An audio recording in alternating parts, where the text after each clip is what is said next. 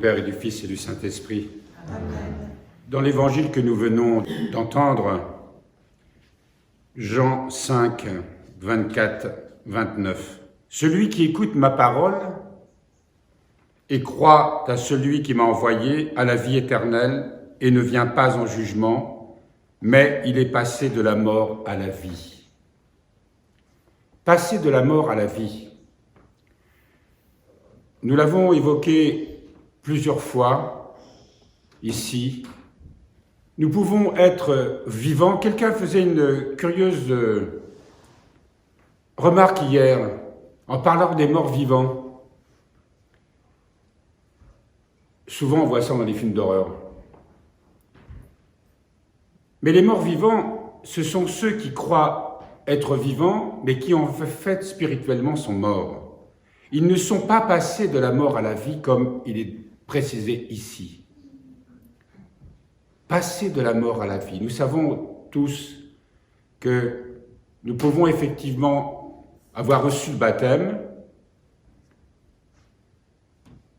avoir une éducation chrétienne, comme on dit, et puis continuer de vivre avec l'esprit du monde et de rester dans un esprit de mort, d'avoir peur de la mort. D'ailleurs, avoir peur de la mort, peur de la maladie, peur de perdre ceci ou cela, signifie que nous ne sommes pas passés de la mort à la vie. Entrer dans la première résurrection. Saint François disait que celui qui a connu la première mort ne craint pas la deuxième. Et nous fêtons aujourd'hui, nous prions pour tous nos défunts, mais là aussi, pour nous, ne nous contentons pas d'offrir des sacrifices pour nos défunts, afin que de l'autre côté, j'y reviendrai, ils aient une vie meilleure, si je puis m'exprimer ainsi. Monter vers la lumière divine, entrer dans la lumière divine.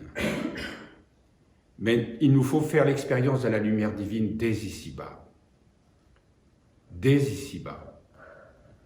C'est pour ça qu'il est précisé ce matin, en vérité, je vous le dis, l'heure vient et c'est maintenant où les morts entendront la voix du Fils de Dieu et ceux qui l'auront entendu vivront. Quels sont ces morts? C'est aussi nous. Nous qui devons entendre cette voix et nous déterminer à prendre conscience, mais éclairés par l'Esprit, parce que sans être éclairés par l'Esprit, évidemment, notre vision risque d'être fausse. Éclairés par l'Esprit, avoir un désir total de se donner à Dieu, comme on dit. Avoir un désir total de vouloir communier, goûter à cette lumière divine, dès ici-bas.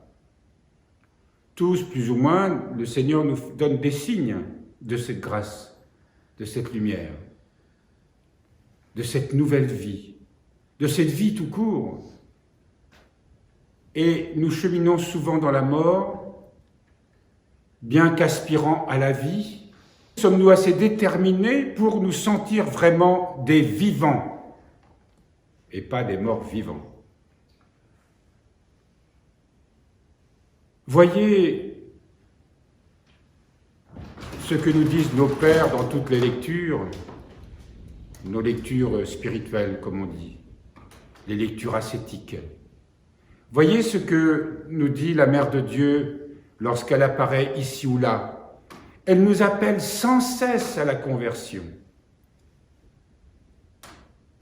Nous prions pour nos défunts, mais nos défunts nous disent aujourd'hui,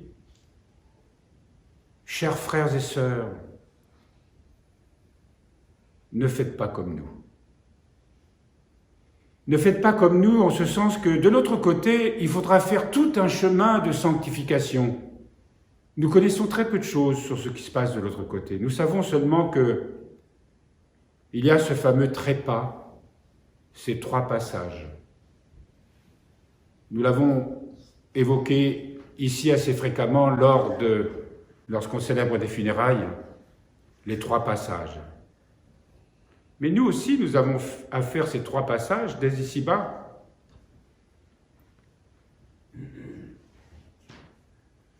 Ce détachement par rapport au corps, ce détachement par rapport à cette purification de nos affects, de nos sentiments, de nos émotions, cette purification aussi de notre intelligence. Et pour cela, nous le savons, nous l'évoquons sans cesse, c'est seulement lorsque dans la prière nous faisons taire la multiplicité des désirs qui nous habitent, dans un désir sincère, fervent, d'entrer dans la présence de Dieu, de boire à la source de la vie divine, de recevoir la lumière, la vraie vie. À ce moment-là, nous sommes vivants. Dans la prière, nous sommes vivants. Lorsque nous célébrons la divine liturgie comme aujourd'hui, nous sommes vivants. Mais il tient à nous de rester dans cette vie et de ne pas retourner, être ressaisis par l'esprit du monde, l'agitation des pensées, qui fait que nous sommes plus souvent à l'extérieur de nous-mêmes qu'à l'intérieur de soi-même. Nous n'habitons pas notre maison, comme disait quelqu'un. Les portes sont grandes ouvertes et nous sommes toujours quelque part à l'extérieur. Nos défunts aspirent à la lumière et ils prient pour nous parce que plus nous serons nous dans la lumière, plus nos prières seront aussi efficaces pour eux. Nous prions tous les jours pour les défunts. Nous avons un office des défunts toutes les semaines. Et certainement que c'est un grand bien pour eux, pour tous ceux pour qui nous prions. Que tout ce que nous invoquons ici, auprès du Seigneur ici-bas, leur est source de grâce. Mais aussi prie pour nous. Pour ceux qui sont déjà sortis un petit peu des strates inférieures de leurs conditions de défunts, qui se sont déjà élevés dans la lumière divine, qui ont déjà accepté pleinement le Seigneur. Eux aussi prient pour nous. Ça va dans les deux sens. Et ils prient, eux qui ont la conscience aujourd'hui de ce qu'ils auraient dû faire, de ce qu'ils auraient pu faire. Ils croyaient qu'on peut imaginer de l'autre côté, quand la conscience s'ouvre, combien il doit être amer, difficile, de voir tout ce qu'on aurait pu faire et qu'on n'a pas fait, et tout ce qu'on a fait et qu'on n'aurait pas dû faire. Tous les manquements à l'amour, tout ce que nous avons retenu pour nous, sans penser aux autres. Toutes les grâces qui nous ont été données, qu'on voit à ce moment, et qu'on n'a pas saisies.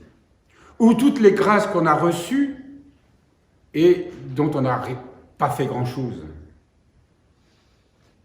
Et puis surtout, il y a cette conscience d'un amour immense, tellement merveilleux, tellement inconditionnel, avec la conscience que pourquoi cet amour qui n'a cessé de nous appeler, de prier pour nous, pourquoi avons été si sourds? Et voilà que la souffrance, qui est une purification, souffrance spirituelle, c'est la conscience vive d'avoir blessé cet amour. C'est étrange, n'est-ce pas? Mais prier pour les défunts, c'est nous rappeler que nous aussi, nous serons défunts un jour. C'est nous rappeler que nous aussi, nous aurons ce trépas à franchir. C'est se rappeler aussi un jour que nous aurons besoin de prière peut-être.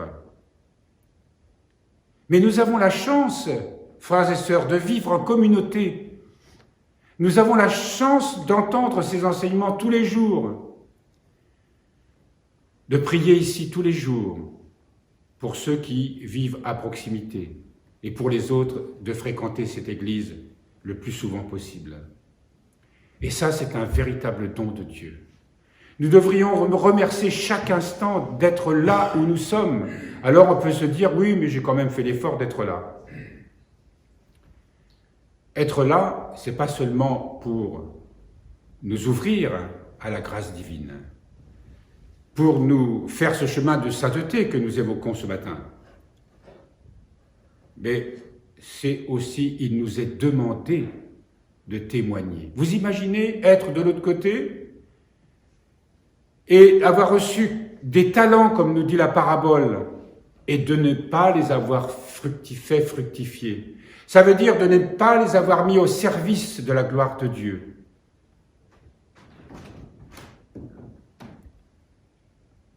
Nous devons nous poser ce genre de questions. Elles sont légitimes. Ne soyons pas insouciants. Le temps passe.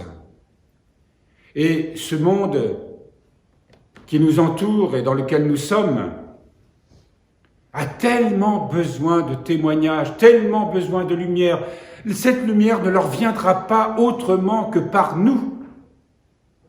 Bien sûr, l'Esprit Saint peut souffler où il veut.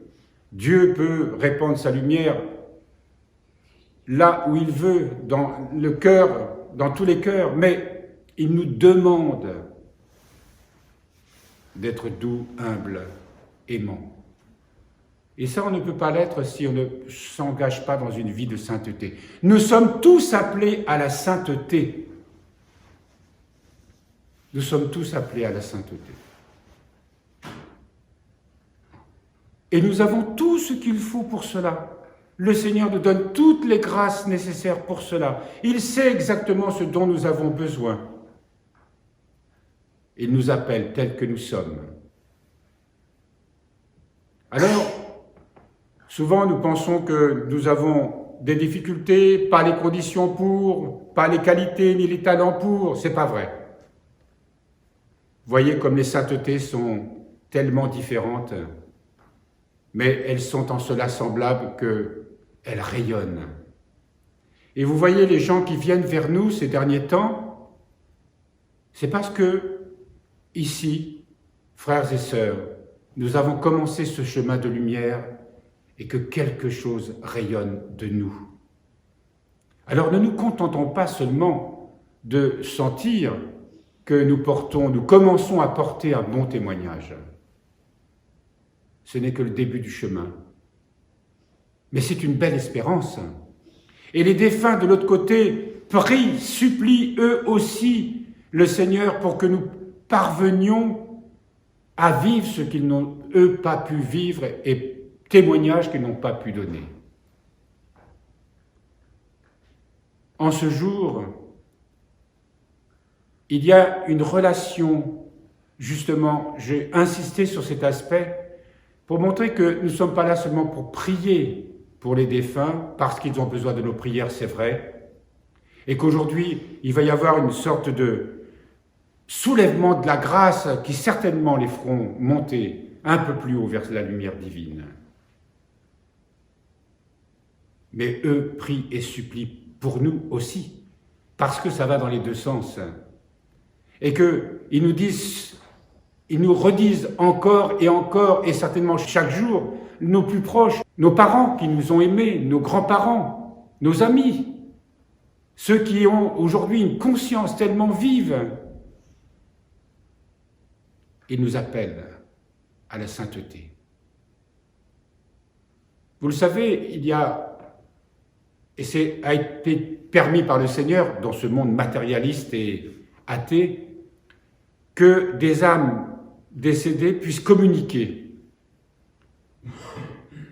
Et il y a effectivement des témoignages assez impressionnants. Vous vous souvenez tous de ce livre qui est certainement un des meilleurs. Il y a plusieurs livres d'ailleurs. Les lettres de Pierre. Ce jeune soldat qui est mort à la guerre de 14, qui était protestant, et qui communiquait avec sa mère. Et ce qu'il raconte, ce qu'il dit, C'était véritablement des enseignements spirituels. Je ne sais pas si vous les connaissez, certains d'entre vous certainement les connaissent. On les a ici d'ailleurs.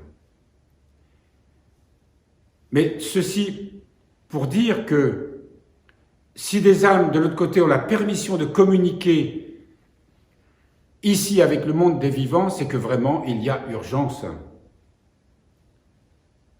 Voilà, chers frères et sœurs, ce que nous pouvons entendre du Saint-Évangile que nous avons lu. Et n'en soyons pas étonnés, nous dit l'Écriture, nous dit le Seigneur, car elle vient l'heure où tous ceux qui sont dans les tombeaux entendront sa voix et sortiront. Ceux qui auront fait le bien pour une résurrection de vie, ceux qui auront fait le mal pour une résurrection de jugement.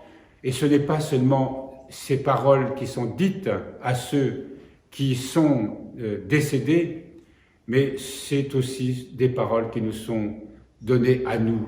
Parce que dans la liturgie, vous l'entendez tous les jours, il est fait mention de la première résurrection, et c'est cette première résurrection à laquelle nous sommes appelés, sortir de nos tombeaux, entrer dans la vie pleinement, et de rendre son âme à Dieu pour entrer directement dans cette lumière en compagnie de tous les saints.